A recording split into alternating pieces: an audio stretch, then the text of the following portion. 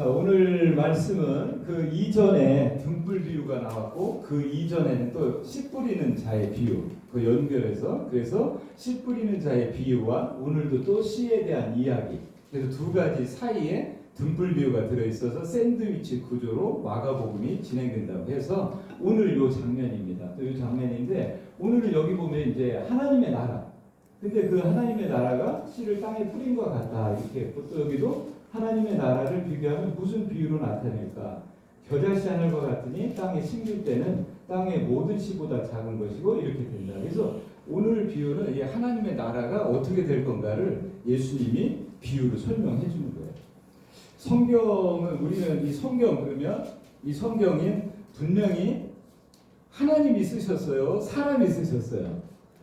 이렇게 질문하면 좀 헷갈릴 거예요. 사람이 썼지요. 사람이 썼는데 하나님에 대한 인간의 기록일까요? 인간에 대한 하나님의 기록일까요? 그것도 헷갈리죠. 하나님에 대한 인간의. 자, 우리는 이 성경책 이렇게 성경이 있는데 이게 우리 마가복음은 마가가 썼지요. 그러니까 이 성경에 기자들이 있습니다. 근데 기자들이 하나님에 대해서 썼을 거다라고 생각을 하죠. 근데 사실은 궁극적으로 보면 근데 여기 있는 여러분들이 모여있는 저와 여러분들이 하나님에 대해서 그림을 그려보라면 다 틀릴 거예요. 그래서 성경은 하나님에 대한 인간의 기록이 아니라 인간에 대한 하나님의 생각을 기록한 책이에요. 아시겠어요? 자, 근데 그리고 우리는 내가 성경을 읽는다고 해요. 내가 읽어요. 성경을 읽어요. 매일 큐티를 해요. 근데 성경이 나를 읽어야 된다라는 말을 해요. 이게 무슨 또 말인가요? 그게 그럴듯해 보이는데 성경이 나를 읽어야 돼. 내가 성경을 읽는 게 아니라 성경이 나를 읽어야 된다. 뭔 얘기겠어요? 성경은 제가 성경할 때 경이라고 하는 자가 뭐다? 캐논. 캐논이 뭐예요? 카누에서 나오는 갈대, 줄이 자라고 하는 뜻이에요. 자. 그러니까 우리말로 하면 이 미장공이 벽돌을 쌓는데 줄을 달아서 매다는 줄 있죠? 다림줄. 그래서 성경, 그럼 뭐다? 기준이라는 뜻이에요. 그러면 성경이 기준이면 이 성경이 나를 판단을 해야 된다는 뜻이에요. 근데 우리는 성경을 읽을 때 이 성경 규절이 나한테 어떤 유익이 되고 나에게 어떤 기쁨이 되고 어떤 평안이 되고 내 삶의 어떤 문제에 해결이 되는가를 자꾸 찾으려고 해요. 아닙니다. 이거는 그래서 제가 이 메타노이아도 그래서 모든 철학이라든가 예술이라든가 이런 데서 나오는 건 서브젝트와 오브젝트예요. 그 주체와 객체에 대한 신앙에서도 이게 똑같이 우리가 깨달아야 되는 중요한 용어들이에요. 내가 하나님을 믿은 게 아니라 하나님이 나를 믿게 만들어 주셨다라는 고백이 성경이 나를 읽는 거예요. 우리는 자의식이 다 있어요. 그래서 뭐냐면 내가 저 사람을 사랑하지 않으면 사랑하지 않는 거예요. 이런 생각을 받아서 하나님을 향해서도 내가 하나님을 사랑합니다. 내가 하나님을 믿습니다. 이런 표현들에 자꾸 매이는 거예요. 그게 아니라 내가 사랑하기 전에 하나님이 나를 사랑하셨습니다. 내가 주님을 믿기 전에 하나님이 나를 믿어주셨어요. 그게 우리의 행위에서 나온 믿음이 아니고 지적인 동의가 아닌 하나님의 선물로 받은 믿음. 로마서에 나오잖아요. 선물로 받은 믿음이에요. 자, 그런데 이 성경 속에는 66권의 성경이 쭉 있지만 우리가 교수들이 논문을 쓰면 키워드라는 걸 꼭 붙이죠. 그리고 키워드를 몇 개, 5개 정도 보면 그 논문의 특성을 알 수가 있어요. 성경에도 키워드가 있어요. 근데 성경을 꽉 짜서 엑기스라고 하죠. 이걸 만나면 아마도 저는 예수라고 하는 단어로 요약이 될 것 같아요. 그 다음에 또 몇 가지 단어를 추론한다면 구약에서는 언약이라는, 그래서 언약 신약이 다 있어요. 베리트라고 하는 언약이라고 하는 게 중요한 테마의 용어로 이렇게 주제어입니다. 그 다음에 또 뭐가 있을까요? 믿음, 칭의, 구원, 많은 게 있어요. 근데 오늘 저하고 여러분 공부할 거는 하나님의 나라예요. 하나님의 나라. 예수님이 이 땅에 오셔가지고 마가복음 우리가 쭉 공부했죠. 1장 14절에 보면 회개하라, 천국이 가까이었다. 하나님의 나라가 가까이었다. 회개하라. 이런 단어들을 많이 하시는데 예수님이 오셔서 처음에 설교도 뭐예요? 하나님의 나라에 대한 설교. 그 다음에 예수님이 많은 설교, 비유, 제자들하고 바리새인들하고 대화를 하는데 하나님의 나라에 대한 이야기를 하세요. 끝없이 하세요. 비유. 여러분들 머릿속에 생각해보세요. 목사님들 설교 쭉 보면 수많은 설교가 하나님의 나라에 대한 거예요. 예수님이 십자가에 돌아가셨어요. 돌아가시고 나서 부활을 하셔가지고 승천하기 전에 40일간 제자들에게 다시 나타나셨어요. 그때 예수님이 하신 말씀도 뭐다? 하나님의 나라에 대한 이야기 해주셨어요. 그 다음에 예수님의 제자들이 곳곳에 퍼지면서 하나님 나라의 복음을 전하러 다닌다는 말씀을 하세요. 사도 바울도 마찬가지예요. 이 규절들을 제가 다 몇 군데 볼까요? 뭐 말씀으로 예수께서 각 성과 마을에 두루 다니시며 하나님의 나라를 선포하시며 그 복음을 전하세 율두 제자가 함께하였고 하나님의 나라를 예수님은 처음에 메시지부터 여러분들이 그 40일 동안 이 동안 있고 이제 하늘로 올라가실 때에 마지막 메시지 핵심도 하나님의 나라였어요. 그 다음에 바울도 볼까요?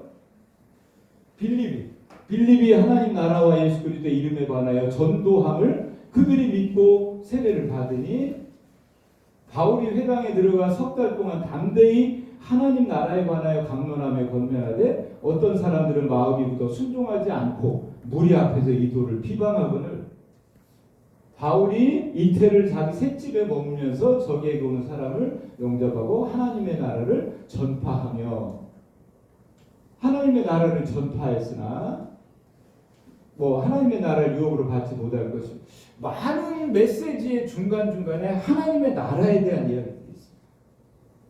근데 그러면 하나님의 나라 이거를 좀 한 10여 년 전부터 천국이라는 단어를 많이 썼죠. 근데 마태복음은 천국으로 표현을 합니다.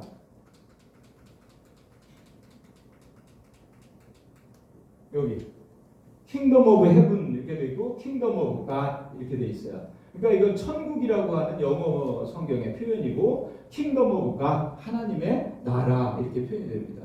마태복음은 유대인들을 향한 이 서신서, 이 복음서였기 때문에 유대인들은 하나님의 이름을 입에 올리는 것을 불경죄로 봤어요. 제가 한번 설명해 드렸잖아요. 그래서 하나님의 이름을 쓰면서 발음을 일체 안 했다고. 그래서 모음이라는 단어를 얻고 자음으로만 표기를 했다. 사자 신명, 테트라그라마톤 설명해 드렸잖아요. 근데 킹덤 오브 갓, 천국 이렇게 돼 있어요. 근데 지금 우리가 보면 하나님의 나라 이렇게 설명이 돼 있어요. 근데 예수님이 이런 비유를 많이 들고 자 보세요. 좀 전에 비유도 여러분들 보세요. 너무 쉬운 비유예요. 우리 이미아 집사님 설명 보시면 꽃 심으면 씨가 자라고 어느 날 보면 상상도 못한 꽃이 피어 있잖아요. 그죠? 이 자연에 가까운 분들은 놀라움의 연속이에요. 집사님 내가 댁에 놀러 가서 보면 다 정말 감격하고 감탄하는 걸 많이 볼 수가 있어요. 네. 우리가 그렇잖아요. 진흙투성인데 아주 겨울철에 막 진흙투성인데 이게 어느 날 보면 아주 연꽃이 올라오잖아요. 영롱한 연꽃이 올라와요. 그 아주 쉬운 예화예요. 천국은 하나님의 나라는 이런 것 같다. 씨를 심었는데 어느 날 가보니까 그게 겨자씨라고 하는 게 1년생 풀인데 그게 한 2, 3m 큰답니다. 그게 무성하게 돼서 새들이 와 깃들어 있다. 하나님의 나라가 이와 같다 그 소리예요. 근데 제자들이든 바리새인이든 많은 그 무리들은 이 하나님의 나라를 깨달았을까요? 못 깨달았어요. 그래서 예수님 십자가로 돌아가시고 나서 다 도망갔죠. 그 다음에 어떻게 돼요? 부활하시고 예를 들어 성령님이 오셔가지고 성령의 충만함을 받을 때 그때부터 그들은 하나님의 나라의 전도자들이 돼요. 근데 오늘날 여러분과 저들도 신앙 속에서 가장 혼동하고 있는 게 이 천국 하나님의 나라예요. 정말 예수님이 이렇게 중요한 메시지인데 천국 그러면 어떻게 돼요? 마태복음의 천국이라는 표현이 우리가 놓치는 게 뭐냐면 어떤 공간을 자꾸 생각을 하게 돼요. 공간. 그래서 주로 뭐예요? 죽어서 가게 되는 어느 하늘나라. 근데 하나님의 나라 이렇게 하니까 나라. 제가 이 말씀을 준비하면서 이번 주에 아주 힘들었어요. 왜요? 이런 보이는 세상 나라가 너무 혼란스러운 거야. 근데 이 하나님의 나라 성경을 설명해야 되는데 나라가 뭐예요? 국가가 뭐예요? 국민, 영토, 주권. 이거 중학교 책에 나옵니다. 사회책에. 국가의 3대 요소. 국민, 영토, 주권이 있어야 그게 한 나라로 정립이 돼요. 네? 나라로 정립이 돼요. 그래서 저도 아주 나라가 시끄러우니까 안 볼 수 있어요. 근데 우리 대통령이 지금 교도소에 어디 구치소에 들어가는데 편지를 써놓고 갔더라고. 그래서 그냥 이렇게 찾다가 편지가 유필 만년필로 쓴 편지 내용이라서 한번 그 편지 내용을 봤더니 마지막에 이렇게 됐어요. 주권자이신 국민 여러분. 오늘 설교에 아주 딱 맞는 말을 하고 갔어요. 주권자이신 국민 여러분. 여러분, 이게 국민 여러분 이거 하고요. 주권자이신 국민 여러분. 굉장히 중요한 단어예요. 국민, 주권, 영토. 이게 국가의 3대 요소예요. 자, 오늘날 민주사회에서는 주권이 국민으로부터 나온다. 이게 아주 철칙이죠. 근데 예수님이 말씀한 하나님의 나라를 얘기한 건 2000년 전이에요. 로마의 그 네로 황제가 아주 모든 걸 다스릴 때 아니었습니까? 그때는 뭐예요? 주권이 황제에게 있었어요. 왕에게 있었어요. 그 다음에 국민 없었어요. 국민이 아니라 뭐예요? 백성이에요. 백성의 소유가 누구예요? 왕이에요. 왕. 그 다음에 영토 누구 거예요? 왕 거예요. 그러니까 이 하나님의 나라의 배경은 그때 당시에는 어떻다? 그러면 로마가 주변에 많은 나라들을 다스렸어요. 식민지로 만들고 막 침략하고 이렇게 해서 땅을 어마어마하게 늘렸잖아요. 그러면 로마의 국경은 어디서 어디까지인가 여러분들 지도책에 나오나요? 오늘날은 국가마다 영역이 경도와 위도를 따라서 정확하게 나라의 영역이 있어요. 우리 독도 가지고 일본하고 많이 다투잖아요. 영역이 분명하게 있어요. 그 다음에 뭐예요? 우리 지금 대통령이 지금 저거 상태인데 어려운 상태인데 대통령이 다스리는 곳이 우리나라예요. 대통령의 통치권이 미치는. 이거는 옛날 로마 시대랑 똑같아요. 그러면 로마 시대로 올라가세요. 국경이 없어요. 그때는. 그러면 뭐가 로마의 나라라고 하겠습니까? 그때 당시는요. 많이 그 로마의 그 도시에서 멀리 떨어진 정말 그 나라에 한 사람이 살고 있어요. 그 살고 있는 사람한테 가서 당신은 어느 황제의 그 다스림을 받고 그 황제를 당신의 왕으로 삼고 있습니까? 라고 물어봐요. 그러면 저는 베스파시아 로마의 황제를 나는 그 황제를 나의 왕으로 인정합니다. 그리고 거기에 세금을 냅니다. 그러면 어떻게 돼요? 그 사람이 사는 곳까지가 로마예요. 아시겠어요? 이게 중요한 내용이야.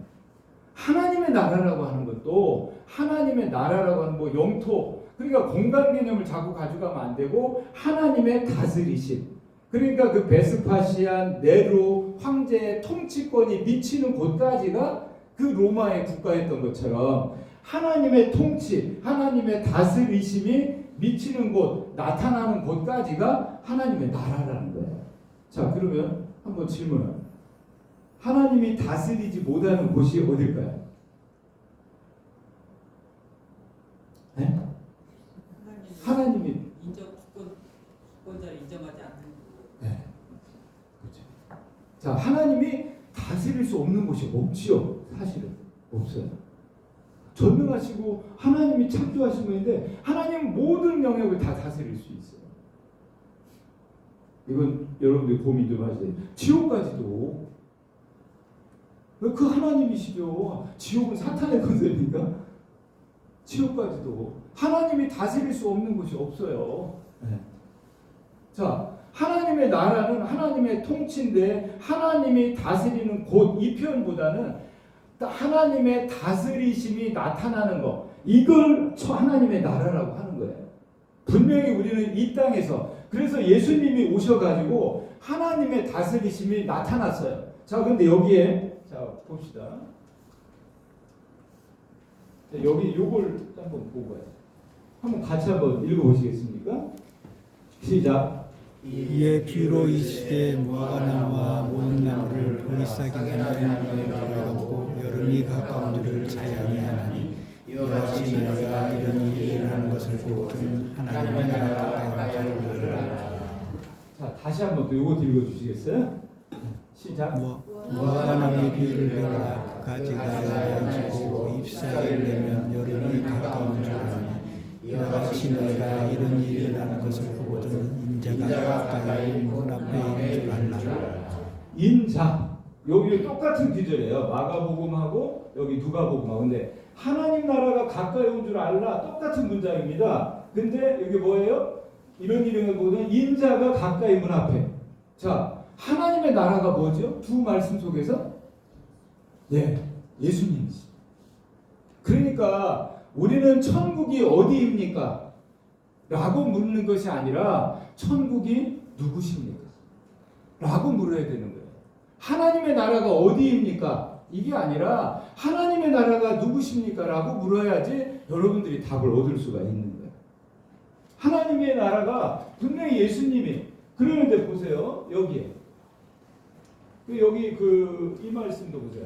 요한이 잡힌 후 예수께서 갈릴리에 오셔서 하나님의 복음을 전파하실 때 때가 찼고 하나님의 나라가 가까이 왔으니 하나님의 나라가 예수님이 오신 게 하나님의 나라가 가까이 온 거예요. 근데 자 여기 많이들 이게 지금 오해를 하고 있는 부분에서 지난주도 이게 그냥 그렇게 넘어가서 제가 오늘 일부러 이걸 가져왔어요. 바리새인들이 하나님의 나라가 어느 때 임하나이까 묻거늘 예수께서 대답하여 이르시되 하나님의 나라는 볼 수 있게 임하는 것이 아니요 또 여기 있다 저기 있다고도 못하리니 하나님의 나라는 너희 안에 있느니라. 이 말씀을 딱 듣고 뭐래요? 하나님의 나라는 너희 안에 있느니라. 너희 마음 가운데 있느니라.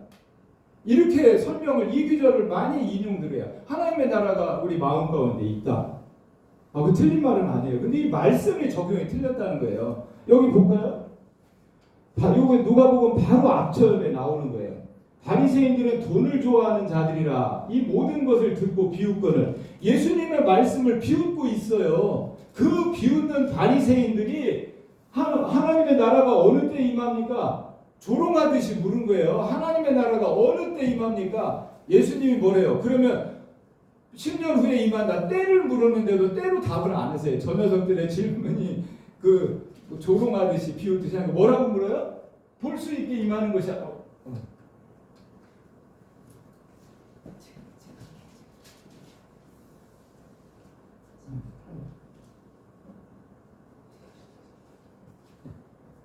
죄송합니다.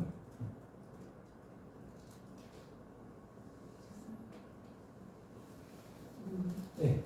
자, 그래서 보면 하나님의 나라가 어느 때에 임하는데 하나님은 볼 수 있게 임하는 여기도 아니고 저기도 아니다. 때를 물었는데 장소, 공간적 개념으로 얘기도 하시는 거예요. 얘들 헷갈렸죠. 그래서 너희 안에 있다 이 말은 뭐예요? 너희 가운데 나 지금 여기 서 있지 않느냐. 내가 하나님의 나라로 너희 가운데 오셨다라는 걸 설명을 해주는데 그래서 예수님 뭐라고 그래? 눈이 있어도 보지 못하고 귀가 있어도 너희들이 듣지를 못하는구나. 그래서 지난번 등불비유에서 어때요? 있는 자는 더 있고 없는 자는 있는 것도 빼앗기리라. 뭐예요? 들을 귀가 있는 자, 볼 눈이 있는 자, 그들에게는 예수 그리스도 하나님의 나라가 온 거를 깨닫게 되고 그를 알고 그거를 누릴 수가 있어요. 근데 귀가 있어도 듣지 못하는 자들 여기 똑같습니다. 그래서 예수께서 대답하여 이르시되 진실로 진실로 내게 이르니 사람이 거듭나지 않으면 하나님 나라를 볼 수 없느니라. 참 재밌죠. 앞에서는 어떻게 돼요? 볼 수 없다, 볼 수 있게 임하지 않는다. 바리새인들한테 예수가 해놓으시고 니고데모에서 왔을 때는 어떻게 돼요? 하나님 나라 볼 수 있다. 근데 거듭나요. 하나님 나라에 들어갈 수가 있다. 사실 니고데모는요 유대인들 이때 당시 바리새인 유대인들에게도 저들에게도 천국에 대한 대망상이 있었어요. 그건 천국은 누가 간다? 아브라함과 다윗과 자기들 선택받은 이미 하나님의 자녀예요. 혈통적으로 유대인들 이스라엘 백성들은. 근데 예수님이 그 니고데모한테 왔는데 너 다시 태어나야지 하나님의 자녀가 돼. 아니 이거는 수천 년간 내려온 나는 하나님의 자녀인데요. 하나님의 자녀인데 너 다시 태어나야 돼. 니고데모가 알아들을 수가 없는 말씀입니다. 거듭나야 된다. 네. 그다음에 뭐라고 합니까? 늙어서 어떻게 납니까? 니고데모가 참 예수님에 대한 갈급함이 있었던 걸 볼 수가 있어요. 예수께서 대답하여 이르시되 진실로 진실로 내게 이르노니 사람이 물과 성령으로 나지 아니하면 하나님 나라에 들어갈 수 없느니라. 자, 여러분과 제가 성령으로 거듭난 분들이라면 하나님의 나라에 이미 여러분들은 들어왔고 보고 살고 계시는 거예요. 그러다가 육체적으로 목숨이 다하면 하나님 나라에 완성된 하나님 나라 가는 거예요. 그걸 게리 할더스라는 그 신학자, 유명한 신학자예요. 그 사람이 이미와 아직이라는 단어를 가지고 하나님의 나라가 이미 왔어요. 근데 아직 완성태로서 우리 그건 뭐예요? 죽고 나서 하나님 나라. 바울이 삼층천을 경험하고 와서 어떡합니까? 아, 간증 내가 저가 그랬으면 여러분 제가 어제 천국을 보고 왔어요 했을 거예요. 그런 책도 있잖아요. 내가 본 천국. 그거 다 적은 걸로 헛소리로 알아졌잖아요. 근데 바울이 성경에 나오잖아요. 근데 바울은 뭐라고 합니까? 어떤 한 남자가 삼층천 자기를 객관화시켜가지고 남의 이야기처럼 천국에 대한 이야기를 합니다. 그러고 나서 무슨 고백해요? 나 죽는 게 유익이야. 나 빨리 가고 싶어. 그렇지만 이 하나님 나라 복음을 전하는 것에 너희들과 함께 있기를 원해. 그런 고백을 해요. 자, 여러분, 우리나라가 시끄러웠어요. 정치, 경제, 문화, 예술 이런 걸 통해서 어떤 이데올로기, 이념을 가지고 설명하고 그거를 드러내는 나라가 현실입니까? 마태, 마가, 누가, 바울이 설명하는 이 하나님 나라가 현실입니까? 여러분들 어느 쪽이 현실이고 어디에 살고 계시죠? 우리 신앙인 아니에요. 저도 아니고. 저도 아니에요. 저도 신앙인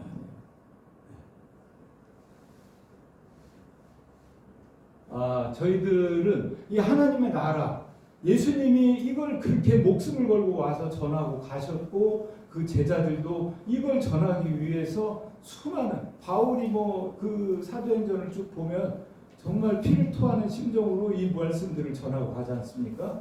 근데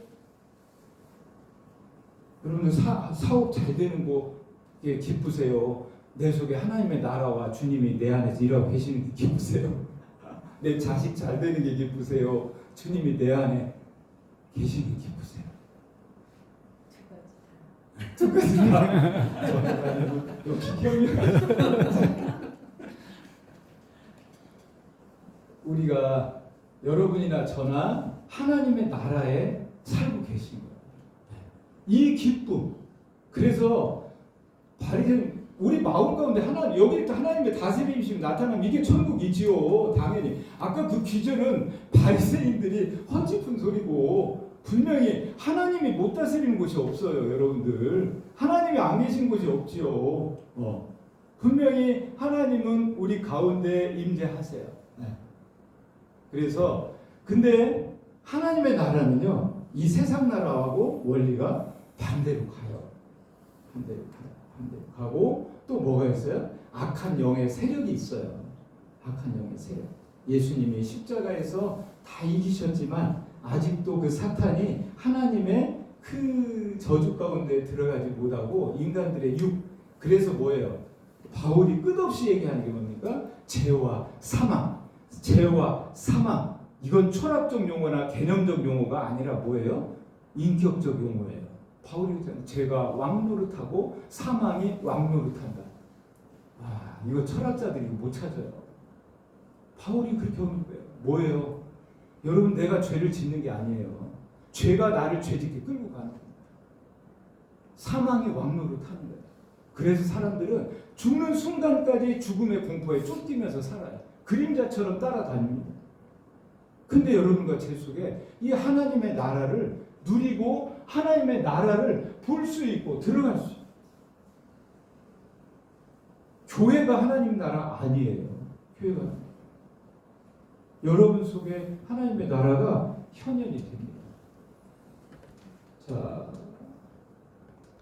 이 말씀들은 너무 많아서 이거 봅시다. 자, 이 말씀 요한복음 14장 10절이거든요. 같이 소리내서 한번 읽어보시겠습니다. 시작. 내가 아버지 안에 거하고 아버지는 내 안에 계신 것을 내가 믿지 아니하느냐. 내가 너에게 이르는 말을 스스로 하는 것이 아니라 아버지께서 내 안에 계셔서 그의 일을 하시는 것이라. 그다음에 한 번 더요. 그날에는 내가 아버지 안에 너희가 내 안에 내가 너희 안에 있는 것을 너희가 알리라. 얼마나 신비로운 말씀이세요. 이 말씀 그냥 지나가세요. 하나님이 예수님과 하나님의 아멘. 그래서 영어 성경으로 제가 인이라는 단어를 아주 그 전치사 인 하나님과 예수님이 아멘. 여러분과 제 예수님과 우리 안에 연합된 거야. 그래서 크리스찬은 성도는 혼자 사는 게 아니라고 그러죠. 예수님과 함께, 하나님과 함께. 네. 그래서 여러분들 우리 속에요. 내가 기도할 때 그걸 들어주신 분이 있다는 거 이거 엄청난 거예요.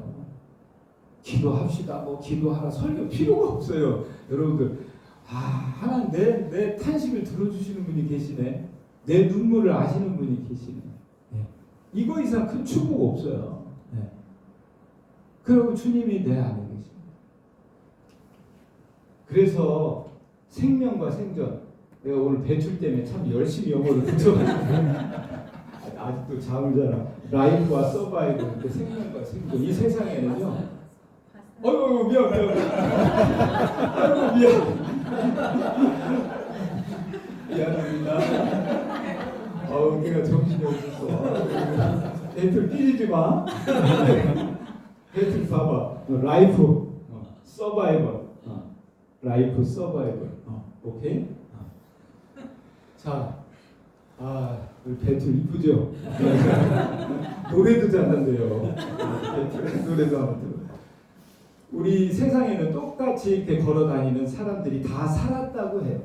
신앙생활하면서 어려운 게 뭐냐면, 바울이 그랬잖아요. 나는 죽고 내 안에 그리스도께서 사신 것이라. 그 말씀을 읽고 다 외우잖아요. 외워. 근데 여러분 머릿속에 뭐가 들어있어요? 움직이면 살았고 이건 죽은 거예요. 이게 딱 돼 있어요. 근데 나는 살았는데 죽었다고 성경을 하는 거예요. 그런 그 개념의 어떤 이 정립이 안 되니까 신앙의 말씀 따로 그러니까 뭘로 떨어져요? 윤리 도덕으로만 가는 거예요. 내가 지킬 수 있는 거 뭐 이런 것들 아니에요. 기독교는 지킬 것이 하나도 없어요. 하나도 없어요. 여러분 내가 지킬 게 없는 사람? 이거 자유예요. 이게 진리가 너희를 자유케 한다. 이 말씀이에요. 주일날 교회 안 오셔도 돼요. 왜 오셨어요? 지킬 게 하나도 없는 사람, 그게 성도예요. 성도예요. 예수님 안에 내가 있고 내가 예수님 안에 있는데 연합이 됐는데 주님과 동행하고 있는데. 자, 그래서 지금 우리 주보에 우리 전도사님이 좋은 말씀을 찾아주셨어요. 제가 참 저도 많이 안겨요. 예수의 죽음을 우리 몸에 짊어짐은 예수의 생명이 우리 몸에 나타나게 하려 하심이라. 이 말씀 외우세요. 예수의 죽음을 우리 몸에 짊어짐은 교동문에 나와요. 예수의 죽음을 짊어짐은 예수의 생명이 우리 몸에 나타나게 하려 하심이라. 복음입니다. 복음. 생명, 생존. 생명은 우리는 이 생명과 생존이 뭡니까? 생존은 내가 살았다고 생각하니까 내 몸을 먹여서 밥을 먹고 내가 움직이고 건강하고 영양제를 먹고 뭐 유튜브에 건강에 대한 걸 막 보면서 막 해요. 근데 어떻게 돼요? 결국 죽음에 끌려가요. 다 죽어요. 다 죽어. 네, 다 죽습니다. 죽음 앞에 다 그냥 떨어져 버려요. 네. 근데 그 생존을 넘어서는 이 생명은 뭡니까? 우리가 보통 생명, 제가 그래서 챗GPT한테 물어봤어요. 생명과 생존을 설명해줘 그랬더니 생명은 생존과 같은 한 동물이 살아있는 그 생명의 생존의 생명태 이렇게 설명하고 말해요. 아니죠. 거기까지예요. 뭐예요? 예수님이 내가 곧 길이고 진리고 생명이라고. 근데 우리 인간들의 조상인 아담 하와가 에덴 동산에서 하나님은 그 생명나무 열매를 인간들을 향해서 줬는데 선악과를 따먹으면서 어떻게 돼요? 그 선악과를 따먹은 인간이 생명나무의 열매를 못 따먹도록 라하타하레 불당 화염검으로 막아가지고 어떻게 합니까? 그 생명나무에 접근을 못하게 만드세요. 그리고 에덴에서 어떻게 돼요? 쫓겨나요. 그러면서 어떻게 됩니까? 정령 죽으리라. 죽음이라고 하는 것이 인간들에게 따로 붙어요. 그래서 인간에게는 그림자처럼 죽음이 따라오고 에덴 동산에서 따먹지 못했던 그 예수님의 그 하나님이 생명나무가 어떻게 됩니까? 예수님이 생명으로 이 땅에 오세요. 그래서 예수님이 생명이세요. 우리는 생명 그러면 철학적 용어, 개념적 용어, 살아있다 이런 것들이 아니라 예수님이 생명이세요. 예수님 안에 있는 사람 생명이에요. 그러면 예수님 안에 있는 여러분과 저는 성도인데 몸을 가지고 있는데 안 죽나요? 죽어요. 이건 목숨이라고 그래요. 이걸 뭐라고 합니까? 안 죽는 게 아니라 우리 속에는 생명으로 충만한 상태다. 그 표현을 하는 거예요. 그게 죽음을 넘어가는 거예요. 그래서 죽음을 두려워하지 않는 성도들이 되는 거예요. 이걸 자유라고 하는 거예요. 여기 나오죠? 마지막으로 같이 한번 읽어보겠습니다. 시작. 예수께서 이르시되 내가 곧 길이요 진리요 생명이니 나로 말미암지 않고는 아버지께로 올 자가 없느냐. 너희가 나를 알았다면 내 아버지도 알았으리로다. 이제부터는 너희가 그를 알았고 또 보았느니라. 우리 배틀 영어로 한번 읽어. 배틀이 영어도 잘해요. 한번 읽어봐. 시작. 한번 읽어봐. Jesus answered, I am the way and the truth and the life. No one comes to the Father except through me. If you really knew me, you would know that my Father as well. From now on, you do know him and have seen him. 오케이. 여기 보면은 I am the way and the truth and the life. 그죠? 예수님이 길과 진리와 생명이라고. 이때 당시에는 헬라의 그리스 로마의 철학들이 아주 뭐 소크라테스, 아리스토텔레스, 플라톤 아주 절정을 이룰 거예요. 사실은 철학은 발전이라는 말을 안 씁니다. 그래서 비트겐슈타인이 그나마 가장 좋아하는데 고대 철학의 갑주라고 해요. 그 현대 철학, 근대 철학들. 그래서 근데 그때 당시 그 수많은 탁월한 철학자들이 몰랐던 게 뭐예요? 진리는 사변적인 거예요. 근데 예수님이 딱 오셔가지고 뭐예요? 진리는 내가 진리라고 하는 거예요. 진리의 인격화돼. 내가 진리라는 그거를 소크라테스, 아리스토텔레스, 플라톤이 충격해요. 모르는 거예요. 오늘날 철학자들도 진리는 사변적인 거지 무슨 사람이 진리야. 진리된 인간이 육은 더러운 건데 어떻게 인간 속에 진리가 자기가 진리라고? 이건요 길과 진리와 생명이라고 선언한 이 예수님이 이게 사실이 아니면 저도 여러분들한테 지금 사기치는 거예요. 이게 사실이라면 예수 그리스도가 여러분과 저희 속에서 생명 되시는 분으로 이 땅에 지금 하나님 나라에 계시는 거예요. 그래서 여러분과 저들은 나라의 평안을 위해서 기도를 하셔야죠. 분명히 디도에서 보면 위정자들을 위해서 기도를 하라고. 왜요? 보세요. 복음을 전도할 문이 막히지 않도록 위해서 기도를 하라고 그랬어요. 기도해야죠. 그런데 우리가 어떤 이념이나 이데올로기나 이런 게 편향이 돼가지고 어떤 뭐 유토피아를 만들어 보겠다 이런 것들에 우리 성도들은 그 이상에 올라가서 내려다볼 줄 아시죠? 그게 신앙이에요. 그게 신앙이에요. 그래서 여러분들이 오늘 이 하나님의 나라에 대한 이 말씀은 신앙의 처음과 끝입니다. 그래서 종교개혁 이후로 칼빈, 루터 이후로 로마서의 이신칭의 믿음으로 말미암아 예수 그리스도의 십자가의 속죄로 말미암아 의롭다 되는 그 칭의론이 만약에 큰 주제로 내려왔어요. 그러는데 이제 샌더스라든가 톰 라이트라든가 이들을 통해서 하나님 나라의 관점으로 성경을 또 보는 데 등장을 합니다. 그것을 세관점, 옛관점 이렇게 해서 신학적인 약간의 논쟁들이 있는데 사실은 하나님 나라의 관점이 좀 더 전체적인 포커스를 맞춰가는데 우리 신앙을 이렇게 영역을 넓혀주고 또 사회를 보는 그런 눈들을 길러준다고 생각을 합니다. 그래서 여러분들이 여러분 속에 저 속에 하나님 나라가 이미 임재해 있고 그 나라를 누리면서 또 그 나라를 경험하고 사는 삶이 이런 신비로운 삶이 우리 성도들의 삶이에요. 네. 마치겠습니다. 기도하시겠습니다.